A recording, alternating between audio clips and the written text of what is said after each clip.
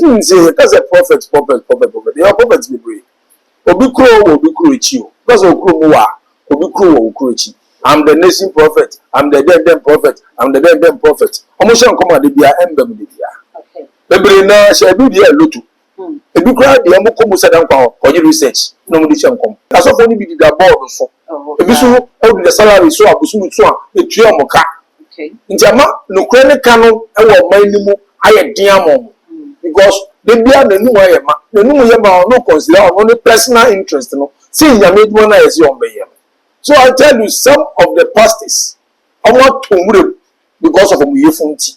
This time around, the prophets and the interim we are getting, we can't rely fully on the prophecies that they are giving out. Even Angabeji, most of them complete the same, some of the prophets. Some of the prophets. 2024, the worst and this can do is what they did.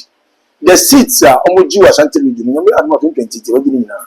So 24-hour economy here, Adani Kasa rhetorics, Adani slogan, say ma Baumianka. He will think very deep.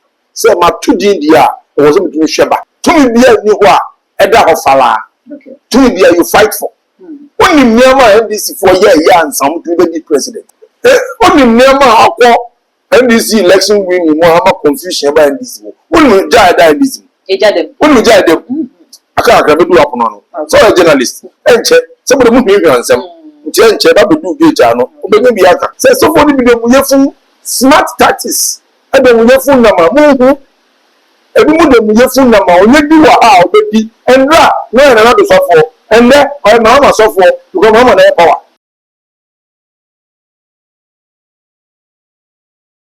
I will say I'm more about the back so much GH. So let's say first time we are doing a subscriber to the channel. No one say what the door on the account so no upload it on the when the first person we are say every time. But say aha I at January so say it get to afford in the and then the barber share and come share ya e trebu na say barber no can say the meetings e koso e wo NPP party na fi NDC so omo the meeting atche so the name na e en come share e fi edifo akese miensa ho ababeto prophet uche en come share o de beto dwa wo trese you better about 2028 na NDC elusu seat makumako 17 seats. I know that China prophet Isaac also been part at media about to Japan and after so prophet tell them so I want also air say yeah Dr. Muhammad Bawumia 2029 all forgetting yeah there's about Ghana company even say about 2032 krampona and yeah there's a NPP a bit me about be my Ghana so I know and then Mesaka honorable Farouk I be the community say and come and ba I am on your phone woman Jensen come home you know about Kwabana feeling come.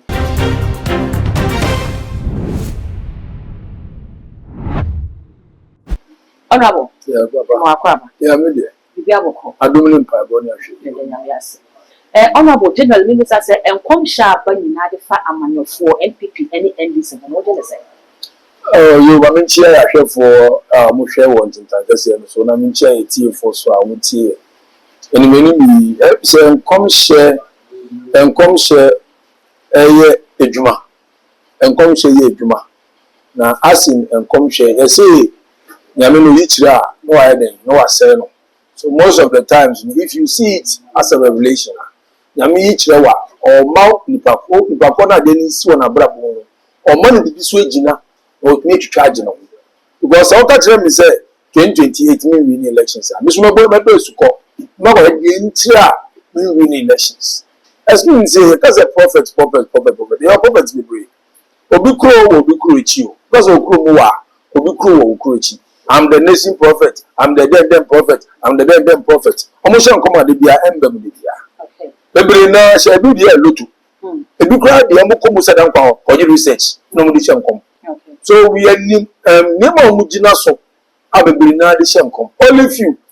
Ana nyame no so yi kire na no nyame kasa yi kire a omo ho akwankire.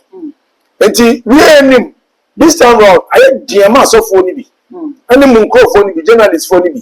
Some of my economy help so want to come because they only that board so. Ebi asofo ni bi di that board so.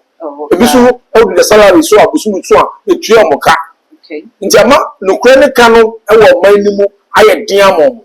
Because they be na nu aye ma. Na nu ye ma no consider only personal interest no. See ya made one as your mayor. So I tell you some of the pastors I want to move because of Muyefunti. Yes, Muyefunti. let me share some prophets are bombing na me to be from omu no muso omu si omu yom nya meduma oh David mame me yekremoni okay I don't discriminate religiously okay but omu say omu no muso wanda and omu so daye ebi se before besere omu ebi se ehon enam it's like go be a kind of story so omu no need the original so or the story yehu a mame yehu asofo ekuku dam bebre ya omu wiye enye potin the book of Wadaman's room. Yeah, dear. They went back to be done. Thank you. Then I want them one year. I don't bend one bob. So at this time around, the prophets and the interim we are getting, you know, we can't rely fully on the prophecies that they are giving out.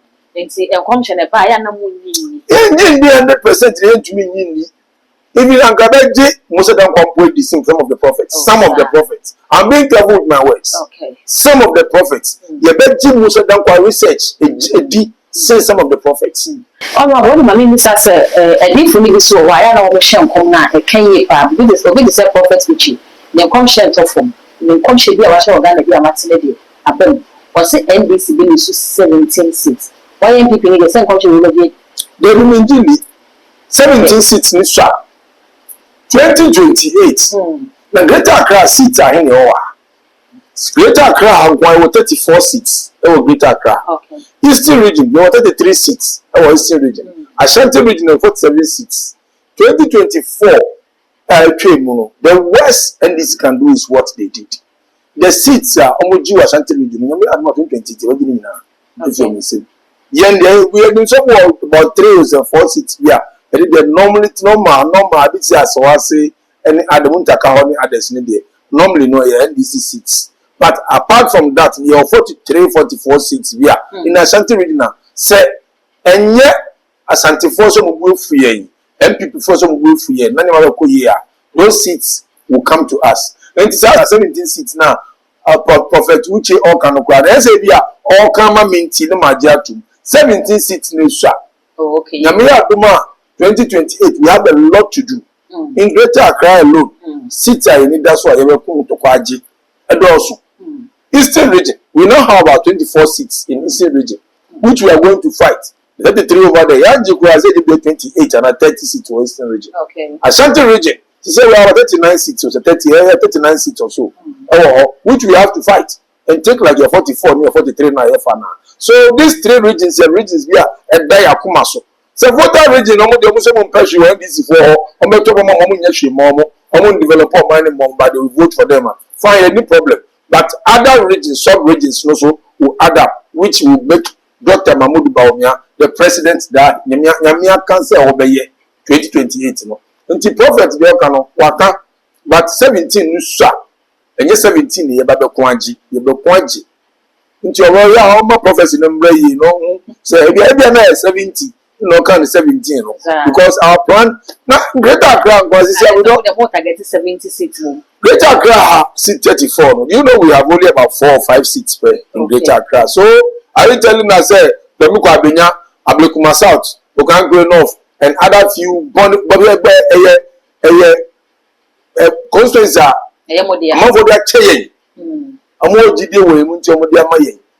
now, I could do NDC for that doesn't mean that it's remaining there. We will take those seats. Okay. Integrated Accra, one seats we are eyeing is more than 17 now, no count.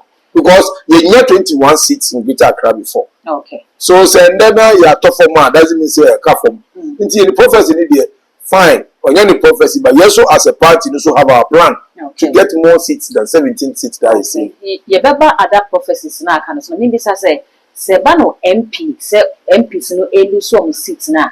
Eya na MP no na the modern more sweni and aya na party no performance no affect MPs no so. Oh mami, no political party there most of the time. Governance no affect you seats no. Or MP seats. Yes. So governance ni nya say automatically your mind man out. But say MPP lose ye who MPs ni be so mo maintain your seats ah.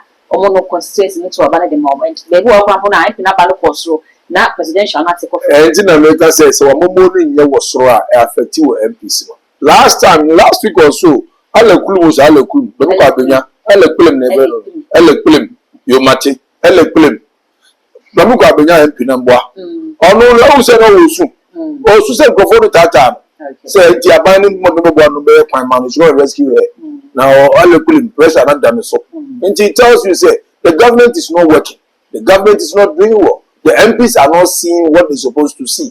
The finance minister is not releasing money, funds for works to be done. Okay. So is there any problem? Dr. Mahmoud Bawumia the wanted drip by ya and Kababua, maybe Sano, and buying pressure and go too much. Intianka drip will take care of the districts.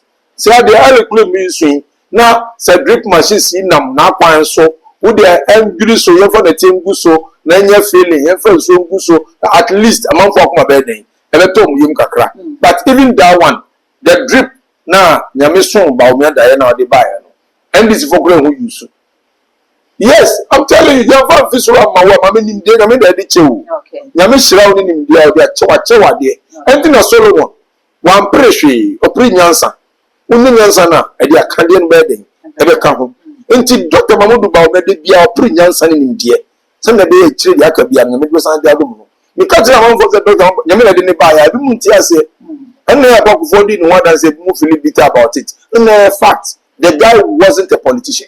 So they are a former politician. Doesn't mean so no as an accountant, no. And now you have a politician. Nyamin say or was Sombia or be some or mine Ghana. Or no Magana, a Wukamia. Or no Magana, a Wuke. So a vice president, not even or initiative some few things are sitting president in Impo and to me initiative. It tells you say the man has a big dream for Ghana. Ah, ba. So 24-hour economy here, Adani Kasa rhetorics, Adani slogan. Say my Bawumia, he will think very deep. Say my 2D India was between Sheba. But I don't have to so into prophecy no be no. Yejidi, but yes we you hojuma. And then you walk kind of doctor when you know prophet of him so was say and found in India walk cancer doctor war and found one at Chedi and Yamada natural main in our say 2029. Dr. Muhammad Bawumia MPP more forget Abano. Don't forget Ghana Kunyan. In fact, Okoya further to 2032 say MPP need Dr. Muhammad Bawumia. Won't in there and Okoya Mubeyi and Dr. Muhammad Bawumia the friend party. Mame, Mona Hoka, Bible said that God redeemed to what? God reveals to reveal to redeem. That's it. So God revealed to redeem. Yes, Oyichira. No, I say no. So what you see as idea, yet, almost so are not to die when you're the prophecy. Then I say, what you have to trade. Say, I didn't have the prophecy, no. Yameno on no boy in or see if you fool no free with cheap, no part of child who or the child. And said, so I know prophets or a prophet with the man. What can I be near? Yes, you be kind answer. You be doing you. Yeah, a different woman, or consumption and young consumption, you are. So, but don't you come apart and the no share, no yoke punch around to Daneno. To be a new war, a dog of Fala. To be you fight for. Only Myanmar MDC for year and some to be president. No, somewhere near maybe so. Oh, mammy, my mammy go to the first time I mean, yes, and I'm so. I hadn't national security quite in the only Myanmar MDC election winning more confusion about this. When we die this. When we die them.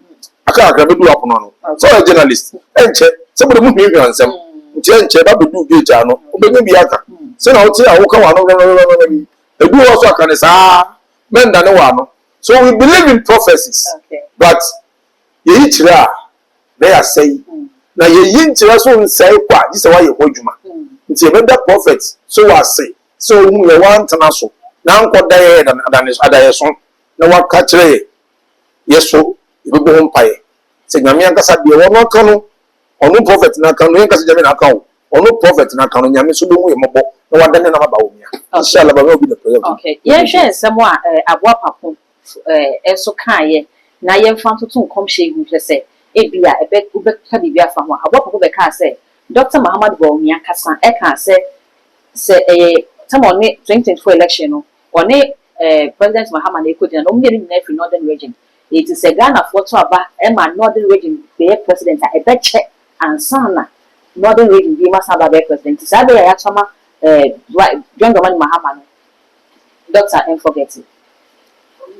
Say no dey be chest. Mami, this is Ghana for any tiagrusa schemers no am come onsem just to get their way out. No. So who super pass schema. Also be babe. Abua papa. Ona. Abua papa. Apapa na papa di papa. Who papa why be papa? Abua papa dey say nyama. Onya brother. Abua papa e bona papa be was say o good no. Oh, mami, enya temdidie ni attacks ni obechi won akasa ni so communicator o debi say obeka asem be to aso nya excuse me o nya san wo to aso en na say wo kasa enye kasa bia ni kasa ensa finger that fed you before you don't bite ensa ahwe wo da no yenka but we know him to be the kind of at times no betrayer kakra of baby and baby no be baby I be loyalty to some people informing nobody the dinty or who say no but yen MPP for we are focused nyame ye share party so na corner so who say e we boa party no so we to never ye there elections there whatever there be a police station electoral area a constituency a region a national near the party no agina by ending of this year we are done with everything after NDC for Jabede you better on camp because I'm saying 16th to 19th almost start in December almost start on the man say 2027 on we are going presidential now 2028 you know what the money it tells you say young prophecies we believe in prophecies but the better Taylor say best no was soon die by nyame so better say nyame don no no nim dia we yi so nya wo hu ya different and they are power of so say Nigeria man uchi so who feel different so the old the other who be do the native watch on the 1760 she say out the no go dey interest we need interest be say o ono there na o say some person will prove the wrong na anya ye na prove the wrong nyame oyi kire no asay no we yi a kire no ye o adwuma obesay no me nka so oboa but oyi kire no wa say ni nti yeso ye hu ni say na future holds about me and we will try to turn things back down. Honorable, what did you say a for Ghana a claim major role or Ghana Batu? Me and saying Guanca, meaning say a software play major role in Ghana politics. As a Ghana support politicians. But so what be? You know, there's a Nigerian saying previous government and that the role is was of on ground through so much as I'm coming. Under Jerry PNDC, now was of who's so much uncle. So, commission of course because of freedom speech about 92 30 years money man and now so for the years upon even and saying was a John Dramani Mahama buy no also a tea office near Jubilee House. Now people be ashamed come home brown. Who shall come now brown? We need to engage my dear. I had to say a friend is saying yes. Very sure help is inside the means up to now. A month for some come on call so it tells you say come share young children come share in the young guys say nya the pan young guys bishop come and them you was so far almost nyame so come and you was so far almost you ye phone so come and you was so far so almost political and come so some community say also some come na come me nam so ma sa asoye yeti ya wo ka ho asemi Elvis asoye ya yeti eye enkom hye bi e beto bonten so a ba ya e be ka se amanyofo na ampem wo se nipa na e fa no na ampem wo se so na sia na wo sia ya nyame form currency eje defense minister any ministers aka e credit from some no kan wo bi le ma sa asoye no ba yeti we che se enkom hye bi da na ha eye di masofo no so ho ade wo ka na e be mo so se no mo ka no Intina mi bisa say still land the amudina commission the president that is saying now I'm on the phone the moon pursue on commission. And let me tell you say NPP for we believe in prophecy. Uka yes we be hojuma. Say ukama yempona koma ya doesn't mean say ukama yenti tim ko yede. If you research kwa we ma yenkwa no we go to we be down. And look at boy tim nya yede. The person you put a fiscal work on grounds. That's NPP for you. Inti dia yes, I won't come say the people helicopter then the better for money are there. I'm one page ranch and they know the reason why I'm one page ranch. So we are buying no the whole prophet Amujini doing a prophecy say this is what can happen or would happen. Incident I'll be in term as so 2-1. So we need interest in our audio. As so 2-1 no do jano. You see, we are going to say ntwa so nti sɛ adehye a ɛte sɛ bakɔ hwere mo nkwa na nyame yi afɔ obi so no waka kyerɛ mo as nyame yi kyerɛ no asɛm nyame ɛbɛyɛ si obi a nti ɔyi bi ɔmfa bibi asodi a ɛkyɛn yɛn ɛnsua yɛn nti ɔyi kyerɛ wa ɔpa kyerɛ wo sɛ mistake bi ba baabi ebi a wakɔ adesere bi baabi a ɛho akwan no ɛwɔ sɛ ɔyɛ nneɛma bi ansa ɛkɔ akɔten nti wanyɛ a nsunsuansoɔ ni nti nsunsuansoɔ ni deɛ ɛsɛ wokɔ back to your drawing board na wɔn sɛ apam bɛyi ɛna wɔn nyame kɔ ɔyɛ a wontumi nfɔfili wo side of the promise.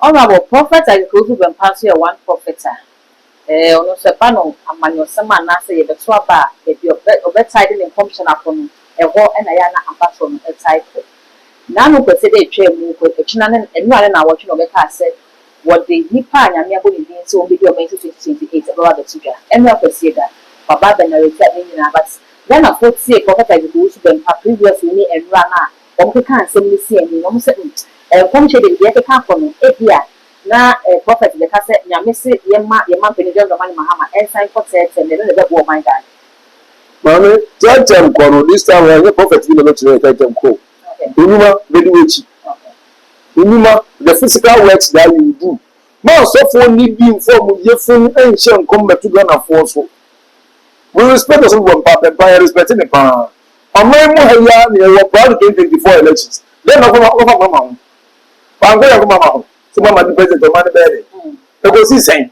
ɛkyerɛ sɛ bisa dɛm so ti so ɔkɔ mpa sɛ nyame sɛ yiri fufuo maame oyi kyerɛ no wɔn na ɔn sɛ sɔfo ni bi de mu yɛfu smart tactics ɛde mu yɛfu nama mu hu ebi mu de mu yɛfu nama onye bi wɔ ha a ɔbɛdi ɛnra na yɛ nana do sɔfoɔ ɛnɛ ɔyɛ mahama sɔfoɔ because mahama na yɛ power.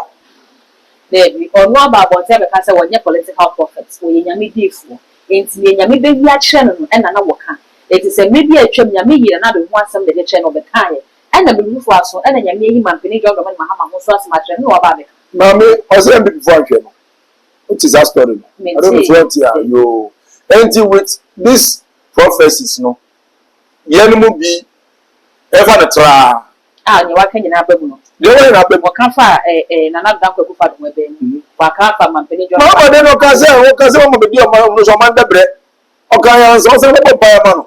Okay. Yes, nti wọn n'ọgbọ yẹ sika nufenu etwa hata sẹ ebi ọkọ yẹ ni ẹkọ yẹ si kakra na ndi ọsan bá baako bẹ ká different thing na o bẹ si dem so we now in this country yẹn a yẹ kọ asọri no we should be careful with the prophets we go under them because prophets ni bi excuse me to say ebi yọmu yẹ fun nenam ebi yadun kẹsẹ nenam ebi bebi ọhọ yẹ de n'odidi kọ nti sẹ ebi prophets ni nyinaa ekyir a. Menka sɛ yɛ ni nyame nipa ɛna menka sɛ yɛ ni nyame difoɔ but ebi mu yɛ mu yefun ɛnam ma no kura yɛ sɛ ɔmo kama ɔman no ɔmo ntumi nka ma ɔman because musu mi wo bɛnya kakra bi ɔno nkɔka na mbɔ no beebi ɔnka deɛ ɔman bɛ hyɛ ɔman bɛ gu egu. Yɛsɛ npp fo mu nim asɔfoɔ hwɛ. Yɛnim asɔfoɔ hwɛ sɛ. Mo nhyɛ asɔfoɔ no yie asɔfoɔ no ba mo hɔ a mo nhyɛ ɔmo yie nti no. Maame yɛsrɛ wo edu fɔ ɔman sika bɔ asɔfoɔ nkɔdi na ɔman ho nkyerɛ no deɛ ɛwɔ mu yi.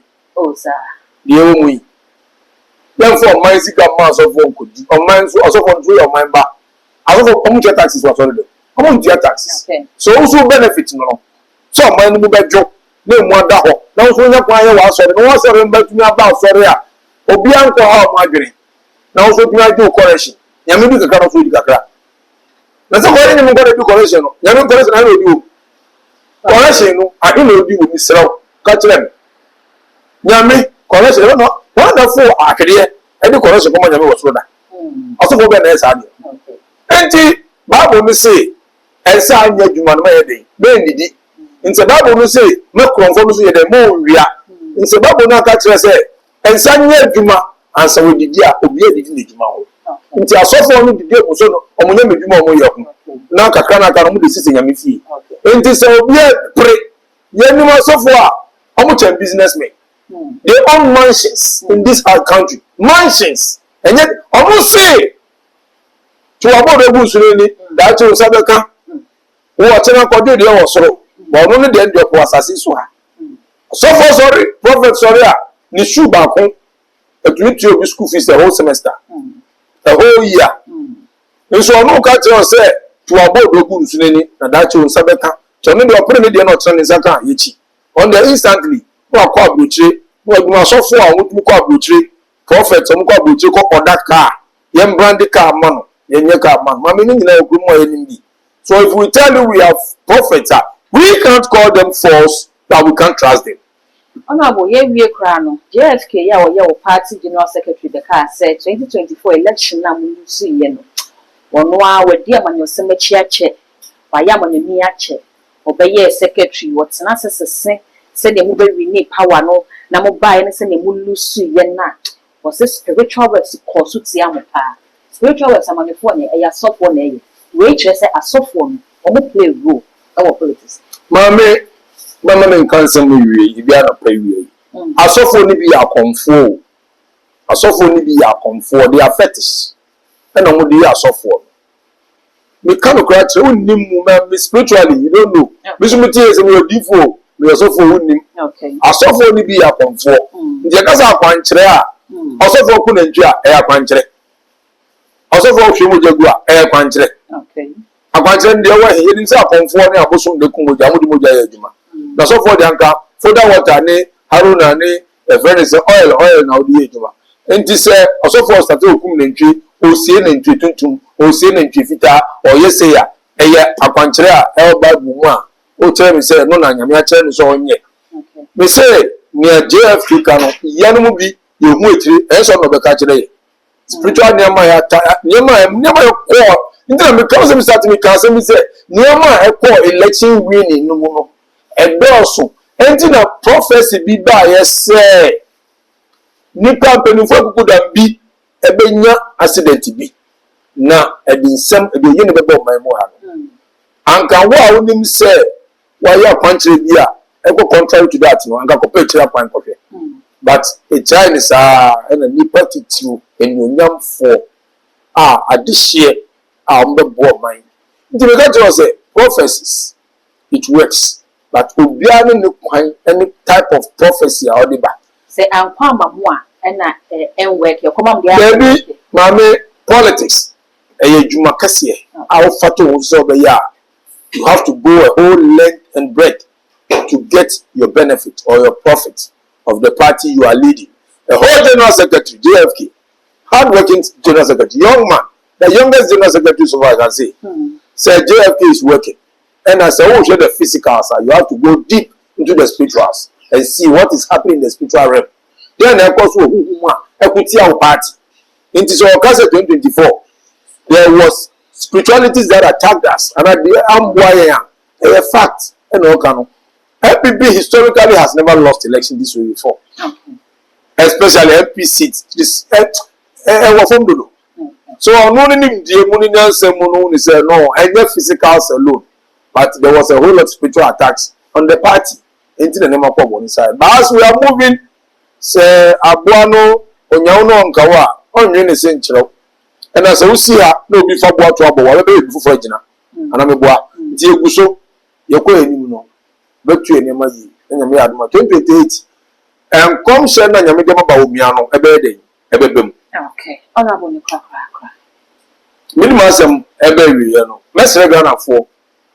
Ye D4 any ya software ye prophets ye prophetess any ye comes for no investment e ya amo limiting them to our level na sana amu na bi ko dunu e ya na biti your mind kakra yes we nipa and as a more D4 no try say bible no see oyi kira no wa say ne dia men gina wa asem na wo kan no what a one na wo kan I don't know so mama yorima so we can say so we are prophet now who can say na nyame na aka kire wa we nyame di fo nyame asoma o I say allo tell her dey say okay tell her the friend no prophet dey no you can say so what dey say as a wo na we preach and they go say ba we will not be the president in 2028 and 2022 yes because say o kan say nyame ya kire say nyame ya kire wa say God revealed to redeemer it tells you say so is it telling us say but remember no was say nyame yi kire wo say 2028 mean the president no bo amene ndane no ana bo amene nsiesie na o bo ano bia na eda na enyi oh mame The same them each. The same them come about no credit. Okay. So we say God revealed to Redeem. Revealed to Redeemer. Now we say so no about so that I know say. You mean to me and then in the year and there's a Redeemer return and okay. Yes. Also say you can't say Bible no account and ye account. The Bible natural, the Bible no Bible no account dia. Ye can me you know so say they are one in the account. So you me say I dey we enye ye. Now we you mean account ya. You see God revealed to redeem, right? But revealing now or redeem dia. Then you the same person who he revealed to must try to redeem that way from that. Okay. So we believe in what he's saying, but say like I say, yeah, kids are ending you no because Yamiya science say Baumia is going to be the next president of this country. Oh no, but that's a bar. I will say aha and a very mal crime media of what training in ACM honorable Alhaji Farouk and I eat and Kumono. Message over your comments our comment section for Ediamami. All the social media handles no too much GH. What's a like ya share now for so any beer should be at the go to my crowd.